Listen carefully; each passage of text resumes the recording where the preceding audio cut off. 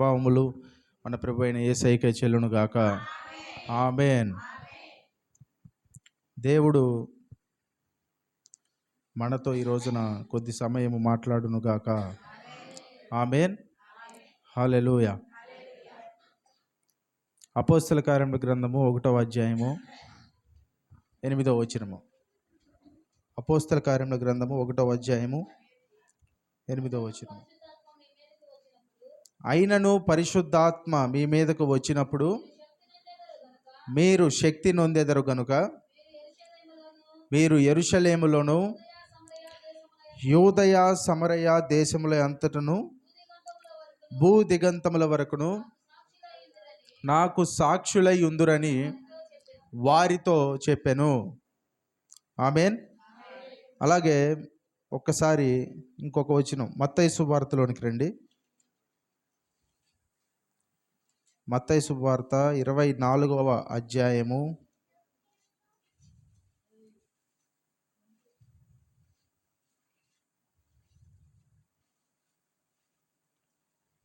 14వ వచనము.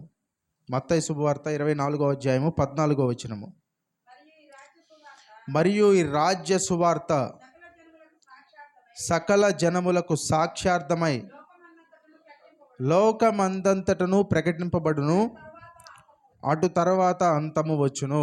ఒకసారి మరలా అపోస్తల కార్యములు 1:8 చదవండి.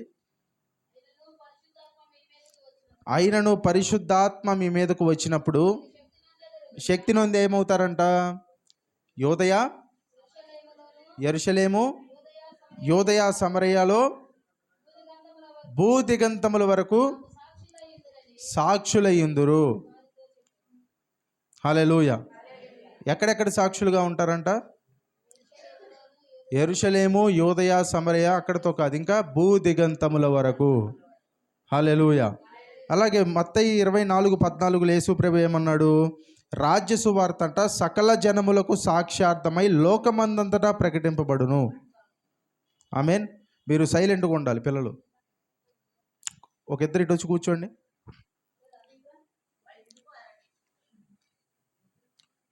యూదయ, సమరయ, అలాగే భూదిగంతముల వరకు సాక్ష్యార్థమై అది ఏమవుతుంది? మీరు సాక్షులుగా ఉంటారు. అయితే ప్రకటింపబడును అని చెప్తే అయిపోతుంది. ఇప్పుడు సువార్త ప్రకటించటము అంటారు, కానీ ప్రకటించటం వేరే, సాక్ష్యముగా ఉండటం వేరే. హల్లెలూయా. ప్రకటించటం నోటితో చెప్పొచ్చు, కానీ సాక్ష్యార్థంగా ఉండటం అంటే మెసేజు ఎవరైనా చెప్పొచ్చు, కానీ సాక్ష్యార్థముగా ఉండటం అంటే ఆ వ్యక్తి జీవితమే ఒక మెసేజ్గా ఉంటుంది. హల్లెలూయా. ఆ రెండిటికి తేడా ఉంది. ఆమేన్. అర్థమైందా? సువార్త ఇక్కడ ఏమన్నాడు? రాజ్య సువార్త సకల జనములకు లోకమంతటా ప్రకటింపబడును అనొచ్చు, కానీ ఏమన్నాడు యేసయ్య? సకల జనములకు సాక్ష్యార్థమై లోకమందంతటా ప్రకటింపబడును అంటే it will be preached as witness అంటాడు. అలాగే పరిశుద్ధాత్ముడు మీ మీదకి వచ్చినప్పుడు ఏమవుతారంట? మీరు శక్తిని పొందుతారు. యెరూషలేములో, యూదయ, సమరయలో భూదిగంతముల వరకు సాక్షులై ఉంటారు. సాక్షులై ఎందుకు ఉండాలి? ప్రకటిస్తే సరిపోద్ది కదా. కానీ దేవుడికి సందేశం ఎంత ముఖ్యమో, సందేశము కన్నా ఆ సందేశము ప్రకటించేవాడు కూడా అంతే ముఖ్యం. హల్లెలూయా. అర్థమైందా? దేవుడికి మీరు చేసే పని ఎంత ముఖ్యమో దానికన్నా ముందు మీరు కూడా దేవుడికి అంతే ముఖ్యం. హల్లెలూయా. అంత ముందు వారాల్లో ఒక వారం ఎప్పుడో మాట్లాడుతూ సౌలు గురించి చెప్పాం. ఏ సౌలు? పాత నిబంధనలో ఉన్న సౌలు. సౌలు రాజుగాక ముందు ఏమైంది సౌలుకి? తన తండ్రి గార్దబాల్ని వెతుక్కుంటూ వెళ్ళాడు కదా. గార్దబాల్ని వెతుక్కొని వెళ్ళినప్పుడు ఏమైంది సౌలుకి? ఇక్కడ సమూయేలు అనే ఒక ప్రవక్త ఉంటాడు. అతని దగ్గరికి వెళ్తే ఏం చెప్తాడు? నా గార్దబాలు ఎక్కడున్నాయో చెప్తాడు, ప్రవక్త కాబట్టి అని. వచ్చినప్పుడు సమూయేలుకు ముందే చెప్తాడు దేవుడు. సమూయేలు ఏం చేస్తాడు? సౌలు కోసము ముందుగానే ఆహారము అతడు బస చేయటానికి సిద్ధపరిచి ఉంచుతాడు. అతడు రాకముందే. అతడు వచ్చి తిరిగి వెళ్ళేటప్పుడు సౌలు ఏమవుతాడంట? సౌలు ఏమవుతాడంట? అతని హృదయము మారిపోయిందని చెప్పింది బైబిల్. హల్లెలూయా. అలాగే అక్కడున్న ప్రజలందరూ ఏమంటారు? ఇతడు ప్రవక్తలలో సౌలు కూడా ఒకడా. అక్కడ ప్రవక్తలందరితో కలిసి ఏం చేస్తాడంటే ప్రవచిస్తాడు. అంటే రాజుగా మారటానికన్నా ముందు సౌలు హృదయము మారింది. హల్లెలూయా. దేవుడు మీకు ఇచ్చే పని మీరు చేయటానికన్నా ముందు దేవుడు మిమ్మల్ని మారుస్తాడు. హల్లెలూయా. మీరు సువార్త ప్రకటించడం ప్రాముఖ్యమే, కానీ అంతకన్నా ముందు ప్రాముఖ్యమైనది ఏంటంటే మీరు సాక్షులుగా మారటము. హల్లెలూయా. అందుకేమన్నాడు? ఈ రాజ్య సువార్త సకల జనములకు సాక్ష్యార్థమై, అంటే witness. You are the first witness. అంటే మీరు చెప్తే చెప్పేవాళ్ళు కాదు, మీరు చూసి అనుభవించి చెప్పేవాళ్ళు. హల్లెలూయా. అంటే సాక్ష్యార్థం అంటే ఏంటి? You witness something. మీరేం చేశారంటే సాక్ష్యార్థముగా దేవుడి యొద్ద నుంచి చూశారు. ఇప్పుడు స్వస్థత గురించి అందరూ చెప్తారు, దేవుడు స్వస్థపరుస్తాడు అని చెప్తారు. కానీ నిజంగా స్వస్థపడిన వాడు చెప్తే ఎలా ఉంటుంది? అది సాక్ష్యార్థంగా ఉంటుంది. అది అంటే తేడా ఉందా లేదా? హల్లెలూయా. అతని మాటల్లో ఉన్న వెయిట్ వేరేగా ఉంటుంది. అంటే మీరు చెప్పే ప్రతి దాని వెనక ఏముంటుందంటే వెయిట్ ఉండాలి. అంటే మీరు చెప్పేది ఏదో విన్నది చెప్పటం కాదు, మీరు సాక్ష్యార్థంగా ఉండి చెప్తే. చూడండి, ఈ రోజుల్లో ఇంతకుముందు చాలామంది చెప్పుండొచ్చు, విన్నవి కాపీ చేసి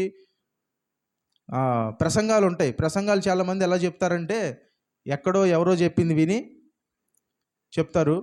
ఎవరో రాసిన పుస్తకాలు ఉంటాయి. కొన్ని పుస్తకాలు ఎలాగ ఉంటాయంటే మంచి పుస్తకాలే, వాటిని ఏమనట్లా. 100 ప్రసంగాలు, ప్రసంగమాలిక అని కొన్ని పుస్తకాలు ఉంటాయి. అందులో ఏమిస్తాడంట?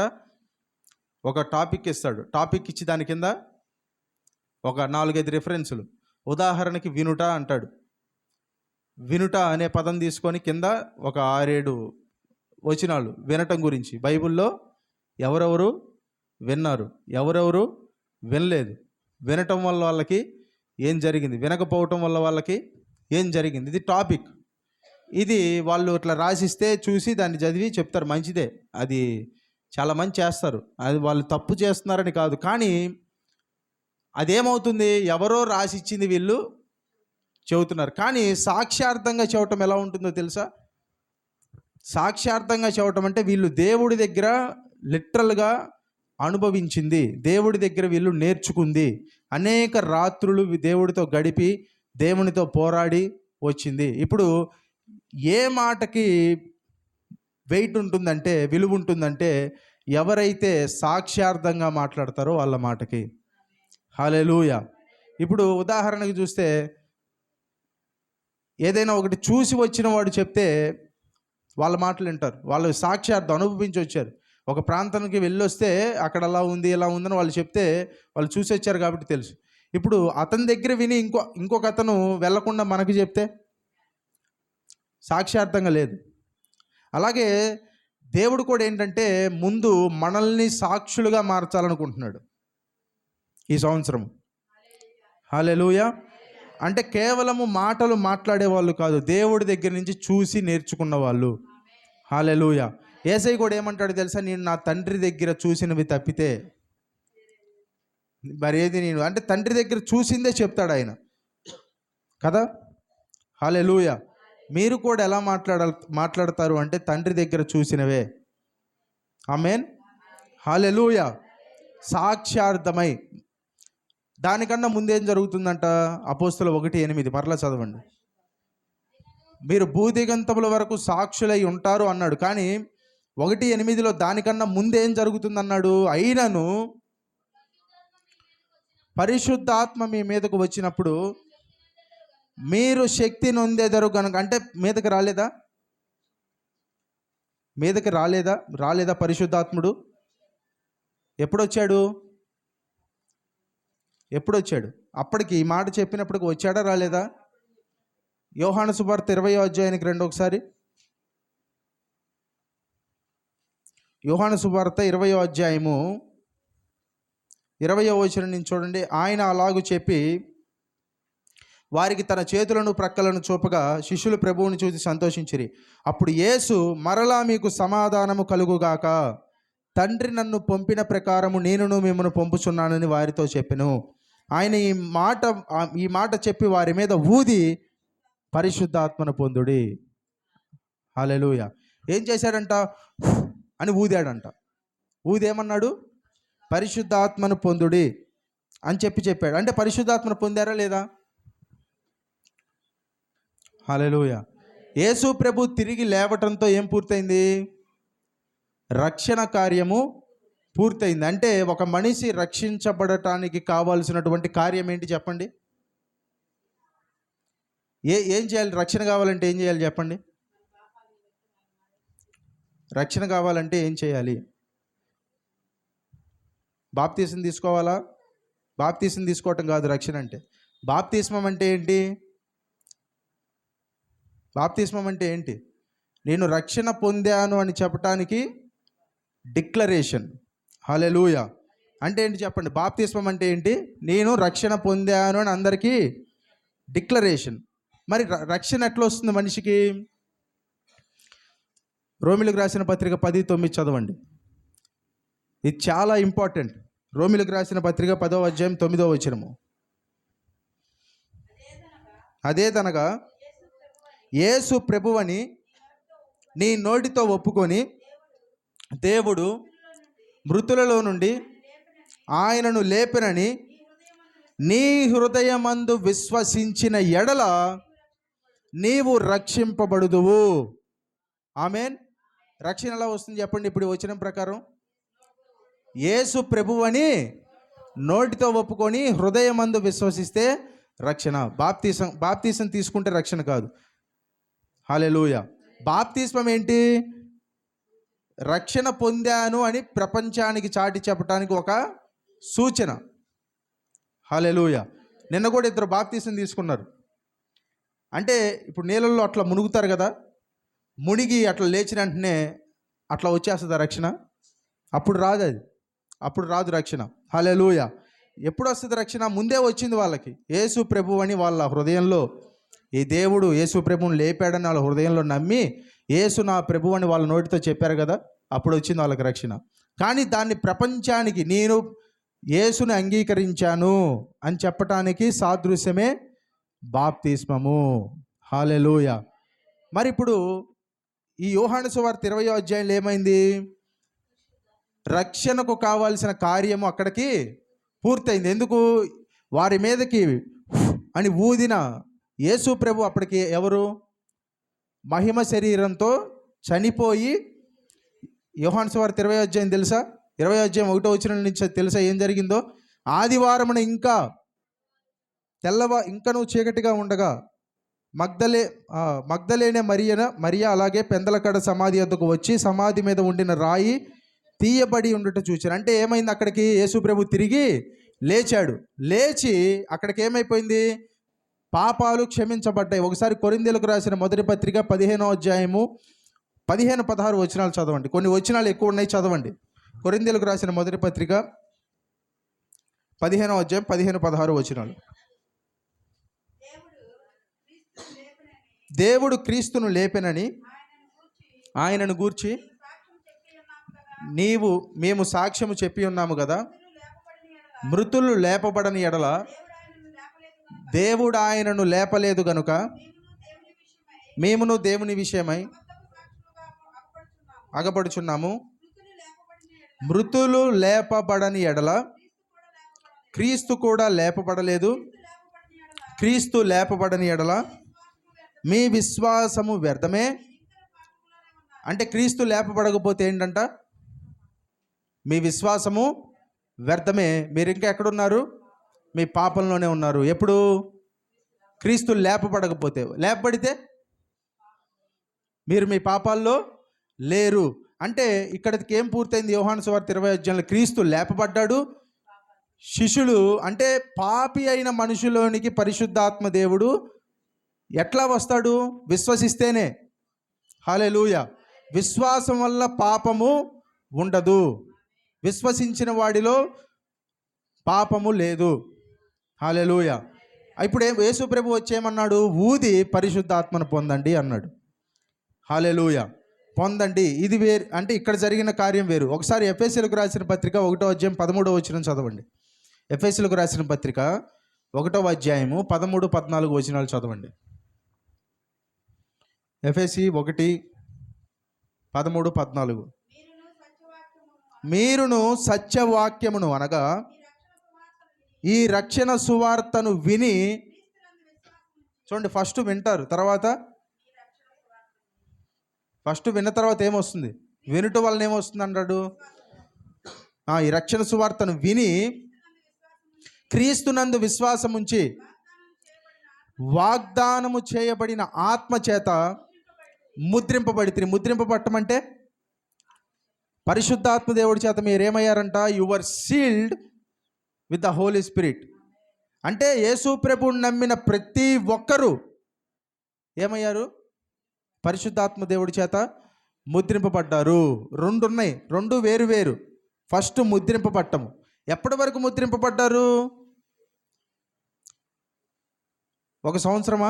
ఏదైనా ఒక వస్తువు కొంటే ఎప్పటి వరకు ఇస్తాడు వారంటీ?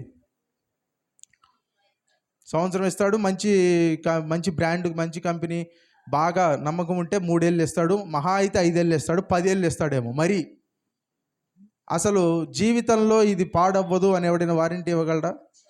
ఏ వస్తువుకైనా ఎవరు ఇవ్వలేరు.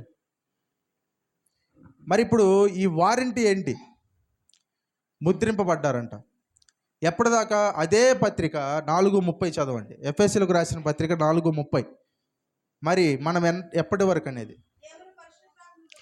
దేవుని పరిశుద్ధాత్మను దుఃఖపరచుకుడి, విమోచన దినము వరకు మీరు ఏమయ్యారంట? పరిశుద్ధాత్మ దేవుని యందు ముద్రింపబడి ఉన్నారు. పరిశుద్ధాత్ముడు దేవుని చేత ముద్రింపబడి ఉన్నారు. ఎప్పటిదాకా? 2030 దాకా కాదు, 80 దాకా కాదు.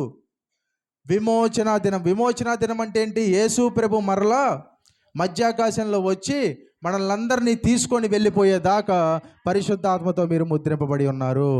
హల్లెలూయా, హల్లెలూయా. అంటే ఒక్కసారి ముద్రిస్తే ఆ ముద్రని తీసేసే పరిస్థితి మరలా లేదు. హల్లెలూయా. అయితే ఈ యొక్క ముద్ర అనేది ఒక పక్కన, యేసు ప్రభు పరిశుద్ధాత్మను పొందండి అన్నాడు. పొందుకున్నారా లేరా? అక్కడ పొందుకున్నారా లేదా? పొందుకున్నారు. మరి మరలా అపోస్తల కార్యాలు 1వ అధ్యాయంలో ఏమంటాడు? 1:8 మరలా చదవండి. మీ మీదకు వచ్చినప్పుడు మీరు శక్తిని పొందుతారు. 2వ అధ్యాయంలో ఏం చేశారంట వాళ్ళు? పెంతెకొస్తను పండగ దినం వచ్చినప్పుడు అందరూ ఒక చోట కూడుకొనిరి. ఎందుకు కూడుకున్నారు? పరిశుద్ధాత్మ దేవుణ్ణి పొందుకోవటానికి. మరి అంతకుముందు పొందుకున్నారు కదా. ఎక్కడ? యోహాను సువార్త 20వ అధ్యాయంలో చదివాం కదా. మరి అక్కడేంటి, ఇక్కడేంటి? అక్కడ నమ్మిన ప్రతి ఒక్కరికి పరిశుద్ధాత్ముడు వచ్చి వాళ్ళని ముద్రిస్తాడు. ఎవరికైనా. కొంతమంది పరిశుద్ధాత్మ నింపుదల లేదు, ఎందుకు ఇట్లా నింపబట్టం, ఎందుకు భాషలు మాట్లాడటం, ఇలాంటి మాటలన్నీ మాట్లాడతారు కదా. వాస్తవానికి వాళ్ళు కూడా పరిశుద్ధాత్మ చేత ముద్రింపబడ్డారు, ఎందుకంటే రక్షణ పొందారు కాబట్టి. కానీ అక్కడితో బైబిల్ ఆగిపోలేదు. ముద్రింపబడటంతో లేదు, మనలో వచ్చి ఉండటంతో కాదు. ఇంకొక ఎక్స్పీరియన్స్, ఇంకొక అనుభవం ఏంటంటే ఆయనతో నింపబడటము. హల్లెలూయా. అంటే ఇప్పుడు చూడండి, ఇందులో నీళ్ళు ఉన్నాయనుకోండి, నీళ్ళు లేవు ఇందులో నీళ్ళు ఉన్నాయనుకోండి, ఈ నీళ్ళు మీరు తాగటం వేరు. కానీ ఒక బకెట్ నీళ్ళు తీసుకొని వచ్చి మీ మీద కుమ్మరిస్తే అది వేరు. అంటే నీళ్లు మీలోకి వెళ్ళటం వేరు, నీళ్లు మీ మీద కుమ్మరించబడటం వేరు. హల్లెలూయా.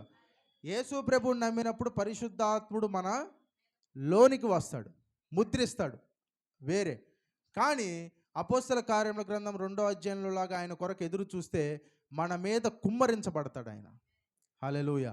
అంటే మన లోనికి మాత్రమే కాదు, మన మీదికి పరిశుద్ధాత్మ మీ మీదికి వచ్చినప్పుడు ఏంటంట? మీరు శక్తి నొందెదరు. మీ మీదికి అంటే నువ్వు వస్తూ పోతూ ఉంటాడంటే వస్తూ పోతూ అని కాదు, ఆయన మనతోనే ఉంటాడు ఎల్లప్పుడు.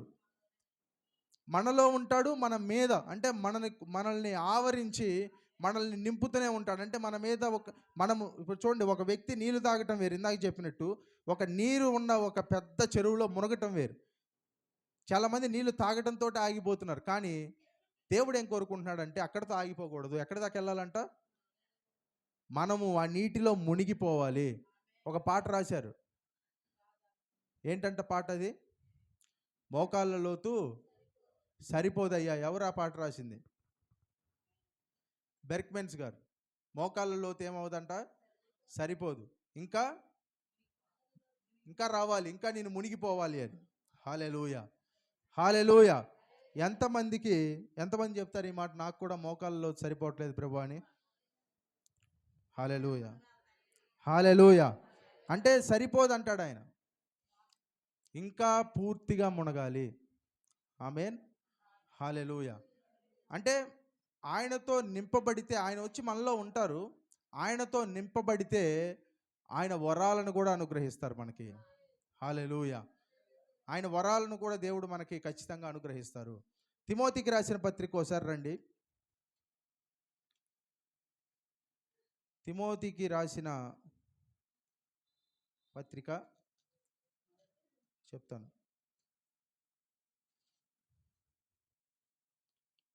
2వ పత్రిక 1వ అధ్యాయము. తిమోతికి రాసిన 2వ పత్రిక 1వ అధ్యాయము 6వ వచనము.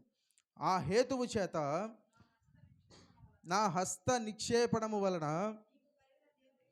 నీకు కలిగిన దేవుని కృపావరమును ప్రజ్వలింప చేయవలెనని నీకు జ్ఞాపకము చేయుచున్నాను. హల్లెలూయా. అంటే హస్త నిక్షేపణం వల్ల ఏం కలిగిందంట? దేవుని కృపావరం. ఏంటా కృపావరం? ఏంటా కృపావరం? కృపావరాలు ఏంటి చెప్పండి? కృపావరాలు ఏంటి? Gifts of grace. ఏంటి? స్వస్థత పరిచే వరము, అద్భుతాలు చేసే వరము, అలాగే భాషలు మాట్లాడే వరము, అలాగే మూడేంటంటే తెలుసుకునేవి, మూడేంటి మాట్లాడేవి, మూడేంటి చేసేవి. ఎన్ని వరాలు మొత్తం? 9. ఏంటి మాట్లాడేవి? ఏంటి చెప్పండి? భాషలు, భాషలకు అర్థం చెప్పటము, ప్రవచనం. ఈ మూడేంటంటే, ఈ 3 వరాలు మాట్లాడేవి. మూడేంటంటే చేసేవి. ఏంటివి? అద్భుతాలు చేయటము, స్వస్థతలు చేయటము, అలాగే విశ్వాసముతో చేయటము, విశ్వాసముతో కార్యాలు చేయటము. ఈ 3 చేసేవి. ఇంకొక 3 వరాలు ఉన్నాయి. ఏంటివి? తెలుసుకునేవి. బుద్ధివాక్యము, జ్ఞానవాక్యము, వివేచన వరము. చూడండి వరాలు ఎన్ని క్లాసిఫికేషన్ చెప్పండి. ఎన్ని వరాలు, ఎన్ని రకాలుగా వర్గీకరింపబడ్డాయి? 3 మాట్లాడేవి. చెప్పండి 3 వరాలు ఏంటి? మాట్లాడేవి. ప్రవచనము, భాషలు, భాషలకు అర్థం చెప్పటం, మాట్లాడేవి. చేసే వరాలు ఏంటి? కార్యం చేసేది, స్వస్థత, అద్భుతం చేయటము, విశ్వాసంతో కార్యాలు చేయటం. 3 వరాలు తెలుసుకునేవి. ఏంటి? బుద్ధివాక్యము అంటే బుద్ధి వాక్యము మనకి గ్రహింపు అర్థమవుతుంది. జ్ఞాన వాక్యము గ్రహింపు. వివేచన అంటే ఎలా పనిచేస్తుంది అంటే, ఈ లోకం పైకి బాగానే కనపడుతుంది, కానీ లోపల ఎలా ఉంటుందో తెలుసుకునేదే వివేచన. చాలాసార్లు చూడండి, కూరగాయలు తీసుకున్నప్పుడు కొన్ని కూరగాయలు పైకి బాగుంటాయి, కానీ ఇంట్లోకి తీసుకొచ్చి కోస్తే ఏమవుతుంది? లోపల బాగోవు కొన్ని. మరి ఇప్పుడు లోపల బాగుందా లేదా మీకు ఎలా తెలుస్తుంది? తెలియదు కదా, కోసి చూస్తేనే తెలుస్తుంది కొన్నిటిని. ఇప్పుడు ఎవరైనా మంచిగా ఉంటుంది ఒక్కో కాయ పైకి, గమనించారు ఎప్పుడన్నా? చాలా బాగుంటుంది, ఇది చాలా భలే ఉంది అనుకుంటారు, కానీ ఇంటికి తీసుకొచ్చి కోస్తే బాగోదు. అంటే పైకి బాగుంటుంది. మనుషులు కూడా అందరూ ఎలా ఉంటారు? పైకి నవ్వుతారు, పైకి బాగానే ఉంటారు, కానీ లోపల రకరకాలైనవి మోస్తూ ఉంటారు. కుళ్ళు పెట్టుకుంటారు కొంతమంది చూడంగానే మంచిగా నవ్వుతూ మాట్లాడతారు. ఏమని అడుగుతారు? నవ్వుతూ బాగున్నావా అమ్మ అని అడుగుతారు, కానీ లోపల ఏమనుకుంటారు? అనవసరం కలిసాను ఈరోజు అనుకోరా? అంటే పైకి బాగానే ఉంటారు. మరి ఇప్పుడు ఎలా తెలుస్తుంది మీకు మనుషులు వాళ్ళ యొక్క కుటిలత్వము, వాళ్ళు ఏ స్థితిలో ఉన్నారనేది ఎలా తెలుస్తుంది? గ్రహింపు ఎలా వస్తుంది? వివేచన వరం వలన. హల్లెలూయా. వివేచన వరం కలిగిన వారు దేని చేత మోసపరచబడరు. ఎందుకంటే అన్నిటినీ వివేచించేవాడు పరిశుద్ధాత్మ దేవుడే. ఈ వరం ఎంతమందికి కావాలి? వివేచన వరము కావాలా వద్దా? నాకు వివేచన వరం కావాలి అన్నోళ్ళు దేవునికి స్తోత్రం చెప్పండి. హల్లెలూయా. మోసపరచబడకుండా ఉంటారు వివేచన ఉంటే. మనుషుల అభిప్రాయాలు మీకు అంటే దేవుడు అన్నీ మ్యాజిక్గా మీకు చెప్పేస్తాడని కాదు. అంటే ఎలా నడుచుకోవాలి, ఎలా ఉండాలి, అసలు ఏంటి, ఏ పరిస్థితి ఎలా ఉందనేది మీకు వివేచన వరం ఉన్న వాళ్ళకి అర్థమవుతుంది. హల్లెలూయా. బుద్ధివాక్యము, జ్ఞానవాక్యము, అలాగే ప్రవచన వరం, ఇవన్నీ కృపావరాలు. ఇప్పుడు తిమోతితో పౌలు ఏమంటారంటే, తిమోతి గారితో, నా హస్త నిక్షేపణము వలన మీకు కలిగిన కృపావరమును ప్రజ్వలింప చేయవలనని నీకు జ్ఞాపకము చేయుచున్నాను. అంటే ఐఎమ్ రిమైండింగ్ యూ. ఏమని చెప్తున్నానంటే, నా హస్త నిక్షేపణ వల్ల నీకేం కలిగింది? కృపావరం కలిగింది. దాన్ని నువ్వేం చేయాలి అంటే, ఒకసారి వస్తే అది అట్లా ఉండిపోదు. దాన్ని ఏం చేయాలి అంటే పూర్తిగా ఆరిపోదు. ఆమేన్. ఉంటుంది. కానీ మనం ఏం చేయాలంట? ఇంగ్లీష్లో ఏమని వాడాడంటే దీనికి ఫ్యాన్ ఇంటూ ఫ్లేమ్ అన్నాడు. ఏమన్నాడు? Fan into flame. అంటే ఇప్పుడు పొగ్గొట్టం తెలుసా? పొగ్గొట్టం తెలుసు కదా, అందరూ వాడినోళ్ళే కదా పొగ్గొట్టం. పొగ్గొట్టం ఎలా ఉంటుంది చెప్పాలి. పొగ్గొట్టం వాడలేదు ఎప్పుడు. ఇప్పుడు అందులో అప్పుడప్పుడే ఆరిపోవటానికి వచ్చింది అనుకోండి, ఏం చేస్తారు? అది పెట్టి ఊదుతారు. ఊదితే ఏమవుతుంది? మళ్ళీ మంట పెరుగుతుంది. అంటే అది ఆరిపోతుంది అన్నప్పుడల్లా మీరేం చేయాలి? ఊదాలి. దాన్ని ఏమన్నాడు? ఫ్యాన్ ఇంటూ ఫ్లేమ్ అన్నాడు ఇంగ్లీష్లో, కరెక్ట్ వర్డ్. తెలుగులో ఏమన్నాడంటే ప్రజ్వలింపజేయటము. ఇప్పుడు దేన్ని ప్రజ్వలింపజేయాలి? కుంపట్లో ఉన్న నిప్పున కాదు, దేన్ని? కృపావరాన్ని ఎలా ప్రజ్వలింపజేయాలి అంటే మర్చిపోయే అవకాశాలు ఉంటాయి. చాలామంది అంటారు, ఏమంటారు, ఒకప్పుడు నేను భాషలో బాగా మాట్లాడేవాడిని, ఇప్పుడు మాట్లాడట్లేదు. ఒకప్పుడు ప్రవచనం చెప్పేవాడిని, ఇప్పుడు చెప్పట్లేదు. అంటే వరం ఎక్కడికి పోలా. దాన్ని ఏం చేయాలి? ఎప్పటికప్పుడు ప్రజ్వలింప చేస్తూ ఉండాలి. ఒకప్పుడు మనుషుల్ని చూస్తే ఇట్టే అర్థమైపోయేది వివేచన. ఇప్పుడు నాకు అట్లా లేదు అంటే పోయింది అంటారు, పోలేదు. కానీ ఏం చేయాలి? ఇప్పుడు దాన్ని ఏం చేయాలి? చెప్పాలి. ఏం చేయాలి? ప్రజ్వలింపజేయాలి. హల్లెలూయా. ఏం చేయాలి? ప్రజ్వలింపజేయాలి. హల్లెలూయా. ఎంతమంది చెప్తారు, నాకు ఒకప్పుడు నిజంగా వాస్తవంగా చేయొత్తారు, నాకు ఒకప్పుడు ఒక వరం ఉంది కానీ ఇప్పుడు అది పని చేయట్లేదు అనుకున్న వాళ్ళు చెప్పండి. పని చేయట్లేదు కాదు, ప్రజ్వలింపజేయాలి. చెప్పండి. ఎవరెత్తట్లా చెయ్యి. దేవుడు నిజాయితీని ఎంచుతాడు. ఆయన ఎత్తకపోయినా పర్లా. ఆమేన్. హల్లెలూయా. దేవుడు ఏం చేయాలి అంటే అంటే దాన్ని ప్రతిరోజు మీరేం చేయాలి? చెప్పింది మనకు కాదు, తిమోతి గారికి చెప్పారు ఆ మాట. కానీ తిమోతి గారికి చెప్పిన మనకు కూడా ఏమవుతుంది?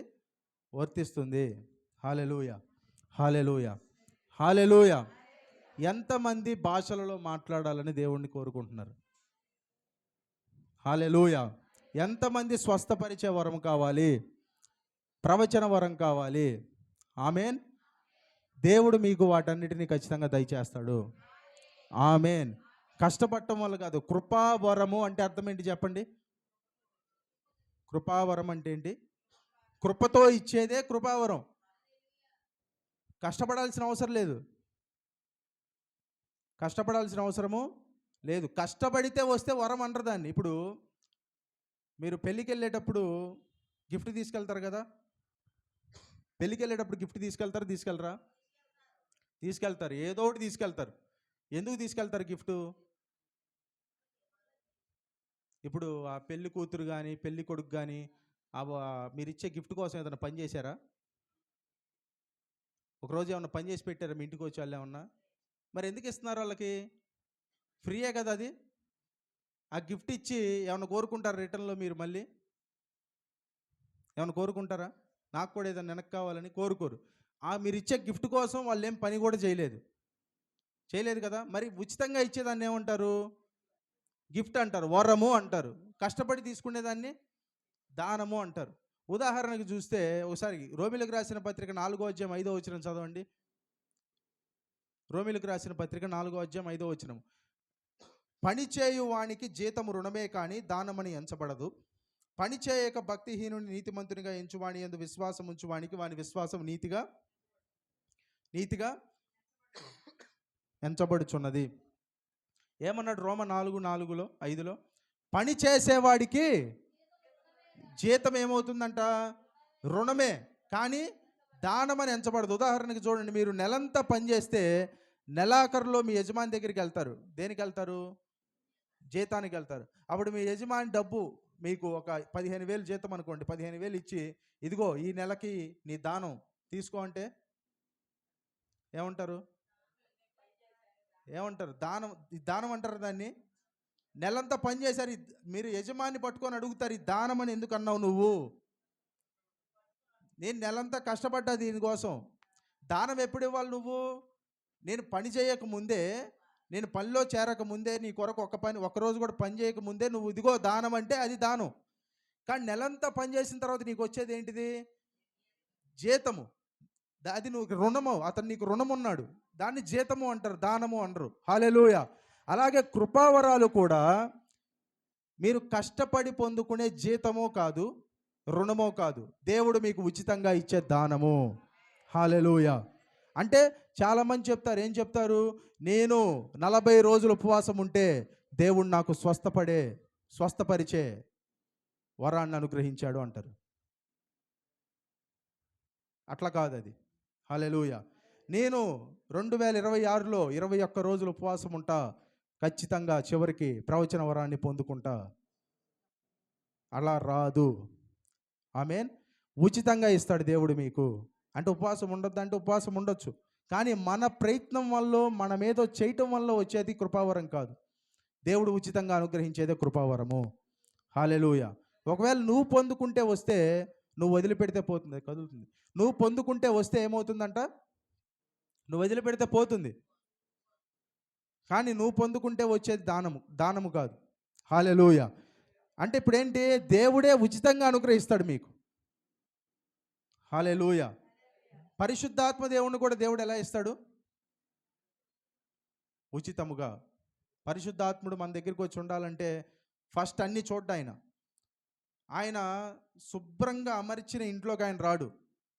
ఎలా పడితే అలా ఉన్న ఇంట్లోకే వస్తాడు, శుభ్రంగా ఆయన అమరుస్తాడు వచ్చి. హల్లెలూయా. చాలామంది చెప్తారు, దేవుడి దగ్గరికి ఎప్పుడు వస్తావమ్మా, ఎప్పుడు వస్తావు బాబు అంటే, నేను బాగా మంచిగా మారిపోతాను కొన్ని సంవత్సరాలు, అప్పుడు దేవుడి దగ్గరికి వస్తాను అంటారు. దేవుడు అట్లా కోరుకోవట్లా. మీరు ఉన్న పలంగా వస్తే మంచిగా ఆయన మిమ్మల్ని మారుస్తాడు. హల్లెలూయా. చూడండి, పంది పొట్టు తినటానికి కూడా సిద్ధపడిన చిన్న కుమారుడు స్నానం చేసి ఇంటికి వచ్చాడా? ఇంటికి వచ్చాక స్నానం చేశాడా? చెప్పాలి. ఇప్పుడు నీ తండ్రి దగ్గరికి వెళ్తున్నాను కాబట్టి నా దగ్గర ఈ వాసన రాకూడదు అని ఏమన్నా మంచి కొనుక్కొని ఇంటికి వచ్చాక ప్రశస్త వస్త్రాలు తొడిగించారా? ప్రశస్త వస్త్రాలు తొడుక్కొని ఇంటికి వచ్చాడా? హల్లెలూయా. చాలామంది మాట్లాడేది కూడా ఎలా ఉంటుందంటే, స్నానం చేసే ముందు నేను శుభ్రం అవుతా అంటే వినటానికి ఎలా ఉంది ఇది? స్నానం చేస్తే శుభ్రం అవుతారా, లేకపోతే చేసే ముందు శుభ్రం అవుతారా? శుభ్రమై స్నానం చేస్తారా? స్నానం చేశాక ఇక శుభ్రమయ్యేది. శుభ్రమై స్నానం చేస్తా అంటే వినటానికి అసహ్యంగా ఉంది, అది అసలు వినటానికే సరిగ్గా లేదా ఆ మాట. అంటే దేవుడి దగ్గర కూడా ఎప్పుడు వస్తామంటే, నేను సరిగ్గా అయ్యి వస్తాను, నేను ఇట్లా అయ్యి వస్తాను, అట్లా అయ్యి వస్తాను, ఇట్లా మాట్లాడతారు. కానీ దేవుడు అది కాదు. మీరు ఎలా ఉంటే, ఎంత రోతగా ఉన్నా, ఎంత దిక్కుమాలిన పరిస్థితిలో ఉన్నా దేవుడి దగ్గరికి మీరు రావచ్చు, దేవుణ్ణి మీ హృదయంలోకి ఆహ్వానించవచ్చు. ఎందుకంటే ఆయన వస్తే మీ జీవితం మారుతుంది. హల్లెలూయా. మీరు ఉన్న పలంగా దేవుడి దగ్గరికి రండి, కానీ మీరు ఎలా ఉన్నారో అలా ఉండరు. ఆమేన్. ఇంకొక వచనం చదవండి, అపోస్తల కార్యముల గ్రంథము, త్వరగా అపోస్తల కార్యముల గ్రంథం 10వ అధ్యాయము. ఒకరోజు కొర్నేలి అనే ఇంటి వారు ఏం చేశారంట? పేతురుని వాళ్ళ ఇంటికి పిలిపించుకున్నారు. కొర్నేలి ఎవరు? రోమా సామ్రాజ్యంలో ఉన్న వ్యక్తి. ఇతను అన్యులు పిలిపించుకొని ఏం చేశారంట? వాక్యం వింటూ ఉన్నారంట. వాక్యం వింటూ ఉంటే అన్యులు వాళ్ళు, యేసుప్రభు తెలుసా వాళ్ళకి? తెలియదు. పైగా పేతురు వచ్చి ఏం చెప్తాడు? యేసుక్రీస్తు అందరికీ 10:36లో అంటాడు. అపోస్తుల 10:36 చదవండి. యేసుక్రీస్తు కొందరికి కాదు, ఎంతమందికి? అందరికీ. ప్రభువు. అంటే రోమియుడు లేదు, యూదుడు లేడు, గ్రీసు దేశస్థుడు లేదు, ఫిలిస్తీయుడు లేడు, అందరికీ మనకి ఈ భారతదేశంలో ఉన్న వాళ్ళు లేరు. ఆఖరికి పాత నిబంధన గ్రంథంలో ఇశ్రాయేల్ మీద యుద్ధం చేసిన చాలా దేశాలు ఉన్నాయి, వాళ్ళకు కూడా ఇప్పుడు ఎవరు? యేసుక్రీస్తు ప్రభువు అని చెప్పి సువార్త ప్రకటిస్తూ ఉండగా ఒక దగ్గరికి వస్తాడు. చూడండి, 10వ అధ్యాయము 39వ వచనం నుంచి చదువుతాను చూడండి. ఆయన యూదుల దేశమందును యెరూషలేమునందును చేసిన వాటికన్నిటికీ మేము సాక్షులము. ఎవరు? యేసు ప్రభు చేసిన కార్యాలన్నిటికీ ఎవరు సాక్షులు? నేను, పేతుర్ని, మేము, నా తక్కిన శిష్యులందరూ సాక్షులు. ఆయనను వారు మ్రాణున వేలాడదీసి చంపిరి. ఏం చేశారంట? తీసి చంపారు. దేవుడు ఆయనను 3వ దినమున లేపి, దేవుడు ఏం చేశాడంట? 3వ దినమున ఏం చేశాడు? లేపి ప్రజలందరికీ కాక దేవుని చేత ముందుగా ఏర్పరచబడిన సాక్షులకే, అనగా ఆయన మృతుల్లో నుండి లేచిన తరువాత ఆయనతో కూడా అన్నపానములు పుచ్చుకొనిన మాకే ఆయన ప్రత్యక్షంగా కనబడినట్లు అనుగ్రహించెను. ఇదియుగాక దేవుడు సజీవులకును మృతులకును న్యాయాధిపతిగా నియమించిన వాడు ఈయనే అని ప్రజలు ప్రకటించి దృఢ సాక్ష్యం ఇయ్యవలనని మాకు ఆజ్ఞాపించెను. చూడండి, ఇక్కడ ఈ మాట చూడండి. ఆయన యందు విశ్వాసముంచు వాడెవడో వాడు ఆయన నామము మూలముగా పాప క్షమాపణ పొందునని ప్రవక్తలందరూ ఆయన గురించి సాక్ష్యం ఇచ్చున్నారు. ఇక్కడ చూడండి, పేతురు ఏం చెప్పాడు ఆయన గురించి? యేసుప్రభు గురించి రోమా సామ్రాజ్యంలో ఉన్న వ్యక్తి కొర్నేలుతో సువార్త చెప్పాడు. చెప్పి చివరికి ఏమంటాడంటే ఆయన యందు విశ్వాసం ఉంచేవాడు ఎవడో వాడు ఆయన నామము మూలముగా పాప క్షమాపణ పొందుతాడు అని చెప్పాడు. ఇప్పుడు ఇక్కడ ఉన్న వాళ్ళందరూ ఏం చేస్తున్నారు? సువార్తని వింటూ ఉన్నారు. అన్యులు వీళ్ళంతా వింటూ ఉండగా వాళ్ళు అప్పటికి పాప క్షమాపణ ప్రార్థన చేయలేదు. యేసయ్యా నీవు మా హృదయంలోనికి రా అని వాళ్ళ నోటితో కూడా చెప్పలేదు. కానీ వాళ్ళ హృదయం అంది ఏమవుతుంది? ఏదో జరుగుతుంది, ఏదో కార్యం అవుతుంది. వాళ్ళు ప్రభువా నా పాపాలు క్షమించు, నేను పాపిని, నేను అది ఇదని రొమ్ము కూడా కొట్టుకోలేదు, బాదుకోలేదు, ఏమీ చేయలేదు. కానీ ఆయన నామమందు విశ్వాసం ఉంచేవాడు ఆయన నామ మూలముగా పాప క్షమాపణ పొందుతాడని చెప్తుంటే చూడండి 44వ వచనం. పేతురు ఈ మాటలు ఇంకా చెప్పుచుండగా, ఏ మాటలు? యేసుప్రభు నామందు విశ్వాసం ఉంచే ప్రతి వాడు రక్షణ పొందుతాడు. అప్పటికి అక్కడ ఉన్న వాళ్ళు యేసుప్రభుని ప్రభువా వాళ్ళు పాపులు, వాళ్ళంతా అన్యజనులు, వాళ్ళంతా యేసుప్రభుని నమ్మిన వాళ్ళు కాదు, శుద్ధీకరణ ఆచారాలు పాటించిన వాళ్ళు కూడా కాదు. కానీ ఈ మాటలు ఇంకా చెప్పుచుండగా అతని బోధ విన్నందరి వారి మీదకి పరిశుద్ధాత్మ దిగెను. హల్లెలూయా. ఎంతమంది మీదకంట? ఎంతమంది మీదకి? అందరి మీదకి. అంటే పేతురు బోధ విన్న వాళ్ళందరి మీదకి ఏం దిగెను? పరిశుద్ధాత్ముడు దిగెను. అంటే ఒక్కళ్ళు కూడా విడిచిపెట్టబడలేదు. పైగా వింటున్న వాళ్ళందరూ ఎవరు? అన్యులు. హల్లెలూయా. వాళ్ళందరి మీదకి దిగెను అనే పదానికి గ్రీక్లో చూస్తే మనకు మూల భాషలో ఇచ్చిన వచనం ఏంటో తెలుసా? ఎంబ్రేస్ అంటాడు. అంటే హత్తుకొనెను. వాళ్ళందరినీ పరిశుద్ధాత్ముడు హత్తుకొనెను. హల్లెలూయా. వారందరి మీదకి పరిశుద్ధాత్మ దిగెను. సున్నతి పొందిన వారిలో పేతురు కూడా వచ్చిన విశ్వాసులందరూ పరిశుద్ధాత్మ వరము అన్యజనుల మీద సైతము కుమ్మరింపబడుట చూచి విభ్రాంతి నొందిరి. అంటే వాళ్ళు అప్పటిదాకా ఏమనుకున్నారు? పరిశుద్ధాత్ముడు అంటే మనల్ని నింపుతాడు, మన మీద మాత్రమే కుమ్మరించబడతాడు, మిగతా వాళ్ళు అంత పవిత్రులు కారేమో నింపబడటానికి.